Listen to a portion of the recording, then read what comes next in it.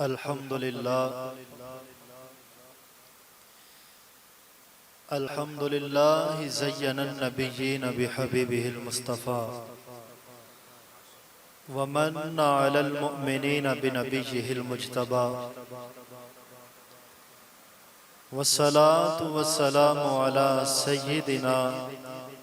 ومولانا محمد خير الورى وعلى آله وأصحابه المتأدبين بالتقوى أما بعد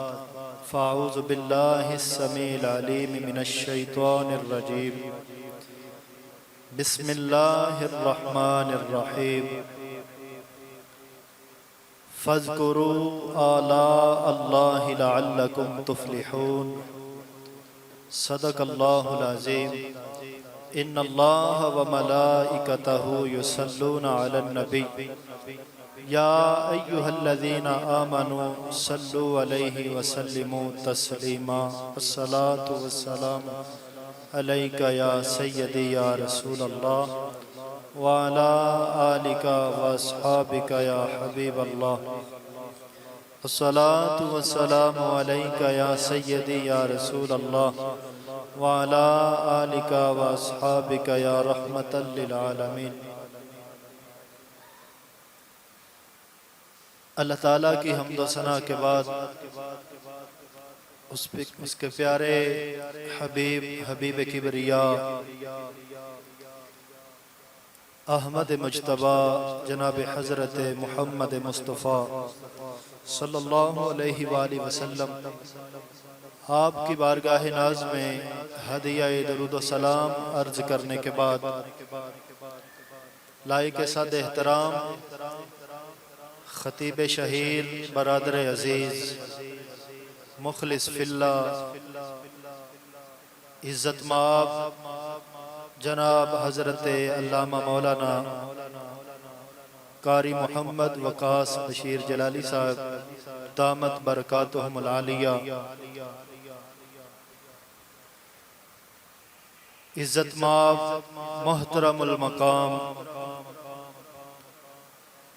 نعت خان شیری لسان و شیری زبان جناب حافظ القاری حافظ مصور حسین اور عزت مآب محترم المقام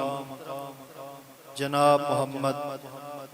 ثاقب منیر مصطفی ساؤنڈ سسٹم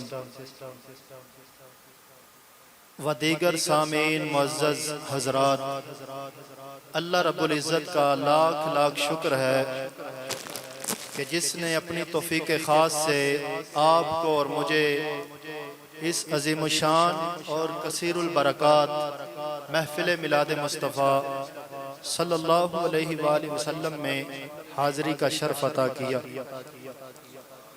اور اپنا اور اپنے محبوب مکرم صلی اللہ علیہ وسلم کا ذکر پاک اور پیغام عظیم سننے کے لیے اور سنانے کے لیے حاضری کا موقع عطا کیا۔ میں آپ تمام حضرات کی خدمت میں بالعموم اور برادر عزیز قاری محمد وقاص بشیر جلالی صاحب و انتظامیہ مسجد اور معاونین کی خدمت میں بالخصوص دل کی اتھاہ گہرائیوں سے ہدیہ تبریک و تحسین پیش کرتا ہوں کہ جنہوں نے انتہائی عقیدت کے ساتھ، محنت کے ساتھ اور خلوص کے ساتھ اس پروگرام کا انعقاد کر کے ہمیں یہ موقع عطا کیا کہ ہم بارگاہ گلہائے عقیدت اور بارگاہ رسالت مآب میں گلہائے عقیدت بھی پیش کر سکیں اور قرآن و سنت کی روشنی میں اپنی زندگیوں کا جائزہ بھی لے سکیں کہ ہم خود کس مقام پہ ہیں۔ میں بار دیگر آپ تمام حضرات کا شکر گزار ہوں اور محترم قاری صاحب کا کہ جن کے توسل سے تاریخ کا تعین ہوا اور میں اس پاکیزہ مجلس تک پہنچا ہوں۔ خطاب کے دو حصے ہیں، ایک حصے کا تعلق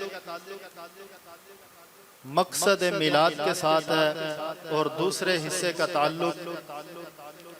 نبی اکرم صلی اللہ علیہ وسلم کے جشن میلاد کے ساتھ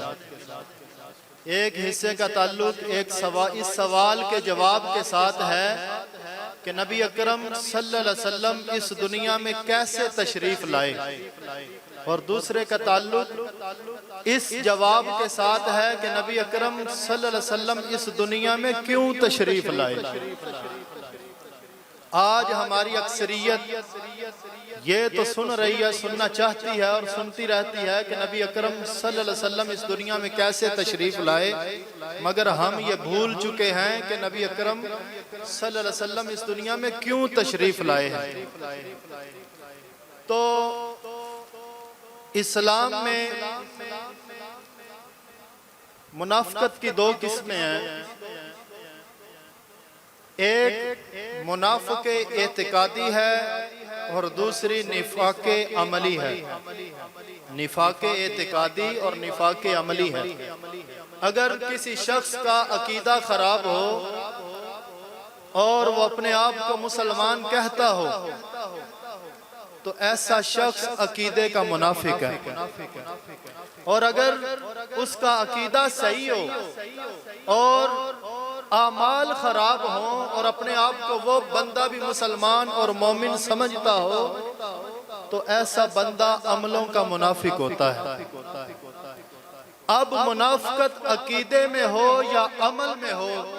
بہرحال ایک بیماری ہے اور بیماری کا علاج ضروری ہے۔ تو میں آپ حضرات تک ایک پیغام پہنچانے کے لیے آیا ہوں کہ نبی اکرم صلی اللہ علیہ وسلم ہمارے نبی ہمیں کیسا بنانے آئے تھے اور آج ہم کیسے بن گئے ہیں۔ دوستو الحمدللہ ہم اہل سنت و جماعت ہیں اور ہماری ہر محفل ذکر مصطفیٰ سے ہی سجتی ہے۔ کوئی کسی کا ذکر کر کے محفل سجاتا ہے تو کوئی کسی کا، لیکن سنی جب محفل سجاتے ہیں تو ذکر حبیب سے سجاتے ہیں۔ ہماری ہر محفل اس وقت تک محفل کو رنگ چڑھتا ہی نہیں ہے جب تک آمینہ کے لال پر درود و سلام نہ پڑا جائے۔ ہماری محفل اس وقت تک پھبتی ہی نہیں۔ پروگرام کوئی بھی ہو ہماری محفل، ہمارا کوئی پروگرام اس وقت تک پھبتا ہی نہیں ہے جب تک ذکر رسول کی ضربیں نہ لگائی جائے۔ تو اس کی وجہ کیا ہے؟ اس کی وجہ یہ ہے کہ نبی اکرم صلی اللہ علیہ وسلم کا ذکر ہمارے دلوں کی، ہماری روح کی غذا ہے۔ جیسے پیاسا پانی کے بغیر نہیں رہ سکتا، بلبل کو پھولوں کے بغیر چین نہیں آتا، اور پروانے کو شمع کے بغیر سکون نہیں ملتا، اسی طرح سنی کی بھی یہ مجبوری ہے کہ اسے ذکر مصطفیٰ کے بغیر چین نہیں آتا۔ تو آپ حضرات کے سامنے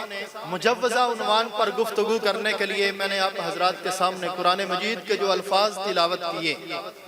اللہ نے فرمایا فَاذْكُرُوا آلَاءَ اللَّهِ لَعَلَّكُمْ تُفْلِحُونَ۔ ان میں اللہ رب العزت نے اپنی نعمتوں کو یاد رکھنے کا کہا ہے کہ میری نعمتوں کا ذکر کیا جائے، میری نعمتوں کو یاد رکھا جائے۔ تو ساتھ ہی اللہ رب العزت نے نتیجہ بیان کیا کہ جو میری نعمتوں کو یاد رکھتے ہیں انہیں ملتا کیا ہے۔ تو اللہ رب العزت نے بتایا کہ انہیں فلاح نصیب ہوتی ہے، کامیابی نصیب ہوتی ہے، اور علماء لغت کے نزدیک دونوں جہانوں کی کامیابی پر دلالت کرنے والا فلاح سے بہتر کوئی لفظ نہیں۔ یعنی جو اس کی نعمتوں کا ذکر کرتے ہیں، اس کی نعمتوں کو یاد رکھتے ہیں، وہ ایک ایسے راستے پر چل پڑتے ہیں کہ ان کے دونوں جہاں سنور جاتے ہیں۔ یہ دنیا بھی سنور جاتی ہے اور اگلی دنیا بھی سنور جاتی ہے۔ تو اللہ رب العزت نے حکم دیا ہمیں کہ میری نعمتوں کا ذکر کیا کرو، میری نعمتوں کو یاد رکھا جائے۔ کہیں اس نے ذکر نعمت کا حکم دیا، کہیں اس نے تحدیث نعمت کا حکم دیا۔ ایک مقام پہ فرمایا وَأَمَّا بِنِعْمَتِ رَبِّكَ فَحَدِّثْ۔ میری نعمت کا چرچا کیا کرو، میری نعمت کا خوب چرچا کرو۔ کہیں تحدیث نعمت کا حکم دیا، کہیں ذکر نعمت کا حکم دیا، اور ایک اور مقام پر اللہ نے فرمایا کہ اگر تم میری نعمتوں کو گننا چاہو تو گن نہیں سکتے، میری نعمتیں گنتی سے باہر ہیں، انکاؤنٹیبل ہیں، گنتی میں نہیں آتی۔ وَإِن تَعُدُّوا نِعْمَتَ اللَّهِ لَا تُحْصُوهَا، اللہ نے فرمایا اگر تم میری نعمتوں کو گننا چاہو، شمار کرنا چاہو تو گن نہیں سکتے۔ اب سوال یہ ہے کہ جو چیز گنتی میں نہیں آتی اس کا ذکر کیسے کریں؟ جو چیز کاؤنٹ نہیں کر سکتے اس کا ذکر کر سکتے ہیں؟ تو یہ کیسے ہو سکتا ہے؟ تو جب ایسی صورتحال بن جائے کہ اللہ نے اب حکم تو دے دیا ہے کہ میری نعمتوں کو یاد رکھا جائے، میری نعمتوں کا ذکر کیا جائے، اور ساتھ بتا رہا ہے کہ نعمتیں گنتی میں نہیں آتی، گنتی سے باہر ہیں، تو سوال یہ ہے کہ پھر اس کی نعمتوں کا کیسے ذکر کریں؟ تو جب ایسی صورتحال بن جائے نا تو پھر جو علماء ہیں، مفسرین ہیں، وہ پھر راستہ تلاش کر کے دیتے ہیں، مخرج تلاش کرتے ہیں کہ اب اللہ کے اس حکم پر عمل کیسے کیا جائے۔ تو یہ بالکل ایسے ہی ہے کہ جیسے اللہ تعالیٰ نے ایک آیت اتاری تھی تو اصحاب رسول پریشان ہو گئے۔ اللہ نے آیت اتاری، یا ایھا الذین آمنوا اتقوا اللہ حق تقاتہ، اے ایمان والو اللہ سے ایسے ڈرو جیسے ڈرنے کا حق ہے۔ تو حضور نے آیت صحابیوں کو سنائی تو وہ پریشان ہو گئے، رو رو کے گر گئے۔ کیوں؟ عرض کی یا رسول اللہ، اللہ رب العزت نے ایک ناممکن کام کے کرنے کا حکم دے دیا ہے کہ وہ کہتا ہے کہ مجھ سے ایسے ڈرو کہ ڈرنے کا حق ادا ہو جائے۔ ڈرنے کا حق تو اس کا ادا ہو سکتا ہے جس کی عظمتیں عقل میں آ جائے کہ وہ کتنا بڑا ہے، اس کی طاقتوں کا حال کیا ہے، اس کی قدرتیں کتنی ہیں، اس کی گرفت کیسی ہے، اس کا غضب کیسا ہے۔ تو یا رسول اللہ، اللہ تو جو ہے اس کی طاقتوں کا اندازہ ہی نہیں ہے، تو وہ تو انلیمیٹڈ ہے، لا محدود ہے، اور ہماری فکر لیمیٹڈ، محدود ہے، تو اس سے ڈرنے کا حق ادا نہیں ہو سکتا۔ تو اس لیے اصحاب رسول پریشان ہو گئے۔ تو اللہ نے فرمایا، جبریل محبوب کے صحابی پریشان ہو گئے، ایک آیت اور لے جا اور جا کے کہہ دے محبوب اپنے غلاموں کو فرما دے، یہ آیت پھر اتری تھی، فَاتَّقُوا اللَّهَ مَا اسْتَطَعْتُمْ۔ محبوب کے صحابیوں پریشان نہ ہو، اور جتنی طاقت ہے تمہاری، جتنا ڈر سکتے ہو اتنا ڈرو، ہم لکھ دیں گے تم نے ڈرنے کا حق ادا کر دیا۔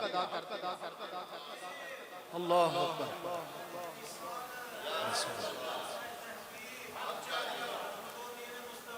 جتنا ڈر سکتے ہو اتنا تو ڈرو، تو ہم لکھ دیں گے تم نے حق ادا کر دیا ہے۔ تو جب ایسی صورت بنی کہ پریشانی ہوئی تو پھر اللہ رب العزت نے خود آیت اتار دی۔ تو اب چونکہ امام الانبیاء دنیا سے تشریف لے جا چکے ہیں، اب وحی کا سلسلہ ختم ہو گیا، تو اب علماء نے دیکھا کہ اللہ کے اس حکم پر عمل کیسے کیا جائے کہ رب حکم دے رہا ہے کہ میری نعمتوں کو یاد رکھو، میری نعمتوں کا ذکر کرو، اور ساتھ خبر دے رہا ہے کہ نعمتیں گنتی میں نہیں آتی، ان کو شمار نہیں کر سکتے، گنتی میں نہیں آ سکتی، گنتی سے باہر ہیں۔ تو اب اللہ کے اس حکم پر عمل کیسے کیا جائے؟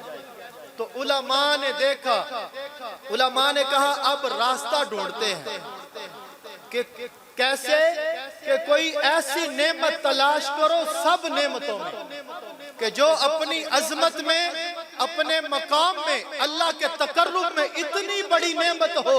کہ کرے اس ایک نعمت کا ذکر، اور اللہ لکھ دے میرے بندے تو نے ہر نعمت کا ذکر کر دیا ہے۔ تو اب جب تلاش کیا تو پتا چلا کہ وہ نعمت کیا ہے؟ وہ نعمت ہے وجود مصطفیٰ صلی اللہ علیہ وسلم۔ اللہ نے فرمایا مسلمانوں میں جو سب سے بڑی عطا تم پہ کر چکا ہوں وہ ہے وجود محمدی صلی اللہ علیہ وسلم، کیونکہ ہر نعمت حضور کے سبب سے پیدا ہوئی ہے، اگر حضور نہ ہوتے تو کچھ بھی نہ ہوتا۔ تو اللہ نے فرمایا میرے حبیب کا ذکر کرو، میرے حبیب کو یاد کر لو، اس کا ذکر کر لو، اللہ لکھ دے گا تم نے ہر نعمت کا ذکر کر دیا ہے۔ تو جس رسول کے ذکر کا بدل خدا کے ذکر کا بدل بن سکتا ہے، کیونکہ اللہ نے فرمایا محبوب یہ نعمتیں تو بہت چھوٹی چیز ہیں، دنیا کی نعمتیں، اے میرے حبیب میں نے تجھے یہ مقام دیا ہے کہ جو تیرا ذکر کر لے گا نا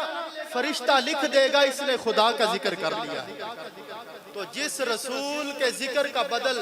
خدا کا ذکر بن سکتا ہے تو مخلوق کے ذکر کا بدل بھی بن سکتا ہے۔ تو ان نعمتوں کا ذکر بھی اگر بندہ نہ کرے، خالی رسول کا ذکر کر لے، تو اللہ لکھ دیتا ہے کہ اس بندے نے تمام نعمتوں کا ذکر کر دیا ہے۔ اور یہ بالکل ایسے ہی ہے جیسے اللہ نے فرمایا من ذکرک ذکرنی، اے میرے حبیب یہ دنیا کی نعمتیں تو بہت چھوٹی چیز ہیں، میں نے تجھے یہ مقام دیا ہے کہ جو تیرا ذکر کر لے گا وہ فرشتہ لکھ دے گا کہ اس نے خدا کا ذکر کر دیا۔ اور یہ ایسے ہی ہے جیسے اللہ نے فرمایا اے میرے حبیب تیری اطاعت میری اطاعت ہے، تیری رضا میری رضا ہے، تیری ناراضگی میری ناراضگی ہے۔ اسی طرح اللہ نے فرمایا میرے حبیب تیرا ذکر میرا ذکر ہے۔ تو جس رسول کا ذکر خدا کے ذکر کا بدل بن جائے تو مخلوق کے ذکر کا بدل بھی بن جاتا ہے، بن سکتا ہے۔ اس لیے تاجدار کائنات کے غلاموں ہم آقا کا ذکر کرتے ہیں تاکہ ہر نعمت کے ذکر کرنے کا فریضہ ادا ہو جائے، ہر نعمت کا فریضہ ادا ہو جائے، کیونکہ حضور سب سے بڑی نعمت ہے۔ اب دیکھیں یہ ہاتھ نعمت ہے نا، ہمارے ہاتھ نعمت ہے، مگر یہ نعمت کب ہے؟ جب یہ یار کی اطاعت میں رہیں گے، حضور کی غلامی میں رہیں گے، وگرنہ یہی ہاتھ سورہ یاسین میں ہے، اللہ نے فرمایا الیوم نختم علی افواہہم وتکلمنا ایدیہم وتشہد ارجلہم بما کانوا یکسبون۔ اللہ نے فرمایا جب قیامت آئے گی نا، قیامت کا دن ہوگا تو ہم تیرے منہ پر لگام ڈال دیں گے، تیرے منہ پر لگام چڑھا دیں گے، ہوگا کیا؟ وَتُكَلِّمُنَا أَيْدِيهِمْ، تیرے ہاتھ ہم سے بولیں گے،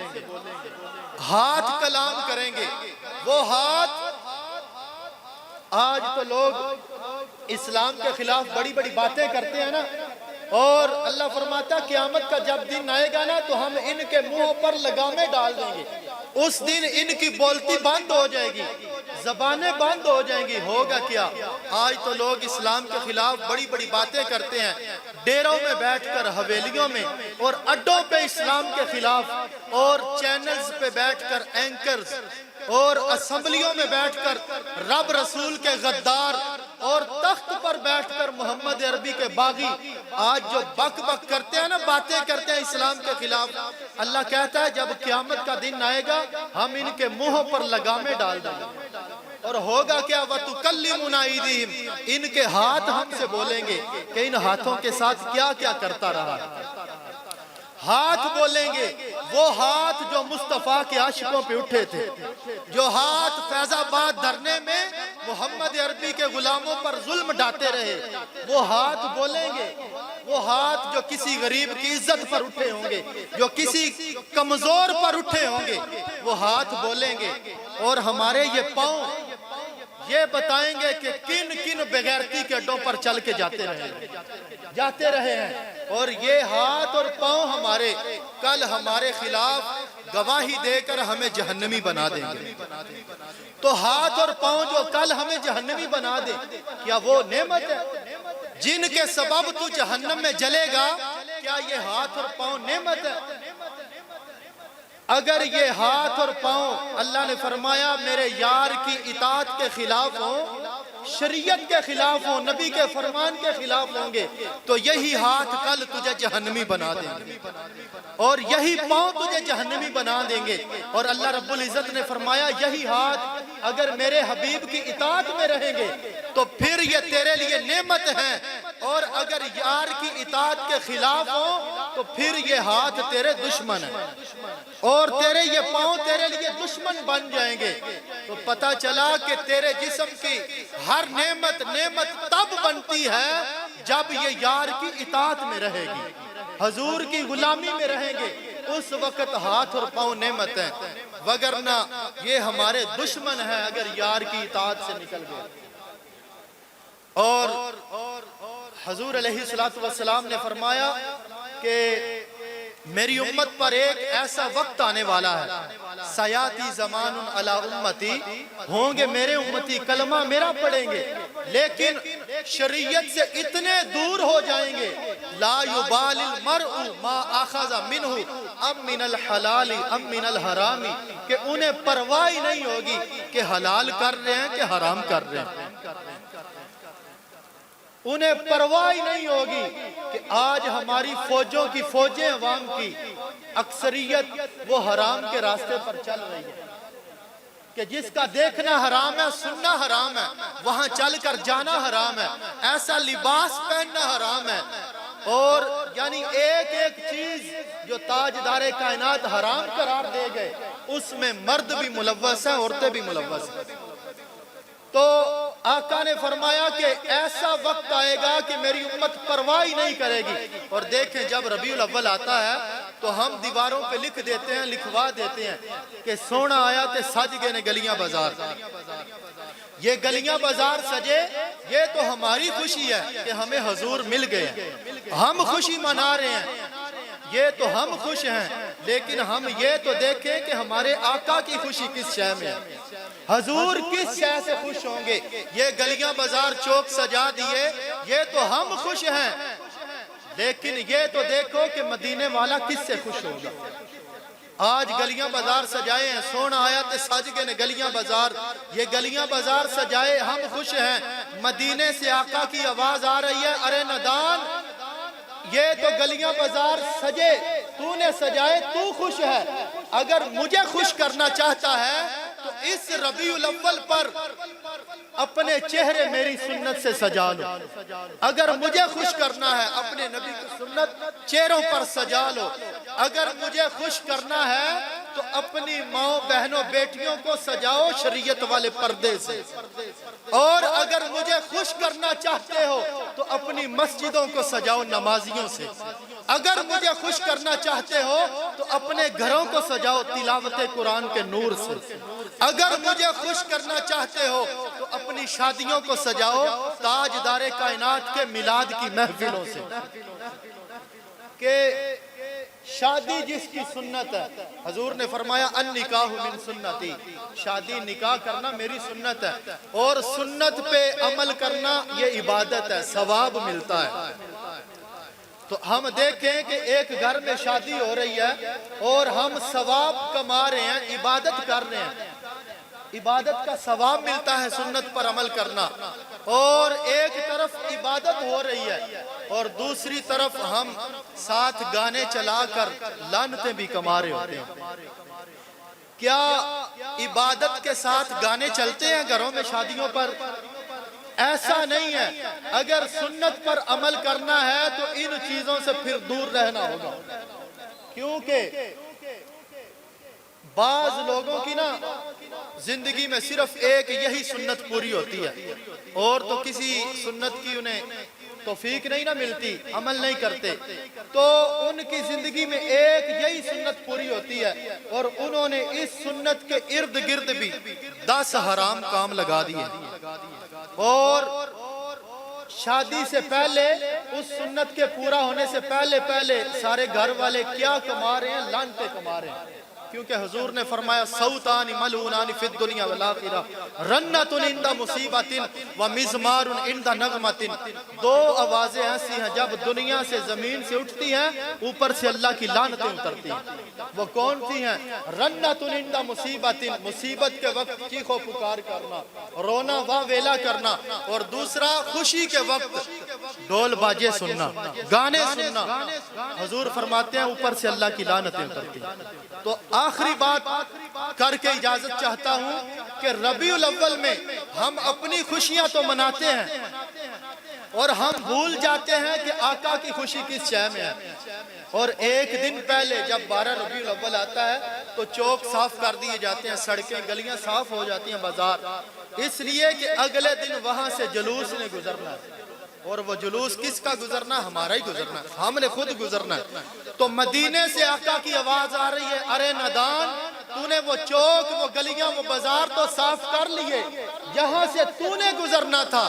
ابھی تک تو وہ اپنا دل صاف نہیں کر سکا جہاں سے میں نے گزرنا تھا۔ اور تو وہ گلی تو صاف کر چکا، وہ گلیاں تو صاف کر لی تو نے جہاں سے تو نے گزرنا تھا، اور تو نے وہ گھر صاف کر لیے جہاں سے تو نے گزرنا تھا اور تو نے رہنا تھا۔ کاش کہ تو اپنی وہ آنکھیں بھی پاک کر لیتا جنہیں میں نے جلوہ دکھانا تھا۔ تو یہ آقا کی خوشی تلاش کرو کس شے میں ہے۔ ہم زندگی بھر اپنی خوشی دیکھتے رہیں گے، اپنے نبی کو خوش نہیں کریں گے۔ تو دعا ہے کہ اللہ تعالیٰ سمجھنے کی توفیق عطا فرمائے۔ وما علینا الا البلاغ المبین۔